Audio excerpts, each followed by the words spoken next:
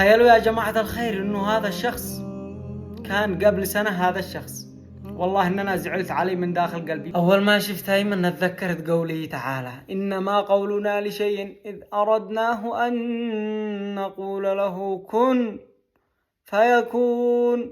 هذه علامة أو هذا إنذار إن إحنا نرجع إلى الله. ما حد داري متى موعده، ما حد داري متى بيتوفى. الشاب كان في أتم الصحة والعافية، فجأة يجيه مرض خبيث. لا متى بنجلس هكذا لو ما نوقع مثلك. هذا الكلام لي قبل ما يكون لكم. يا عزيز المشاهد، أقسم بالله إنك في أكبر نعمة، والله إنه في ناس مستعدين يبيعوا ما فوقهم وما تحتهم عشان يلقوا بس العافية. يا جماعة الخير، أنتم مش مقدرين حاجة اسمها عافية. لا تقول فلان معه، فلان اشترى سيارة، فلان اشترى عمارة وأنا ما بشمي. أنت معك عافية. الذي ما يعرف إيش القصة، هذا الشخص شاب أردني كان قبل فترة من أجمل الشباب في الأردن، فجارت عليه الزمن ومرض، ونسأل من الله أن يعافي، ونسأل من الله أن يشفي كل مسلم. يا الله يا كريم. وبالأخير تحمدوا والله على النعمة الذي أنتم الآن بها، ما بتعرفوا إلا إذا زالت، فتحمدوا الله ولئن شكرتم لأزيدنكم. فيا جماعة الخير، عودوا ألسنتكم على ما شاء الله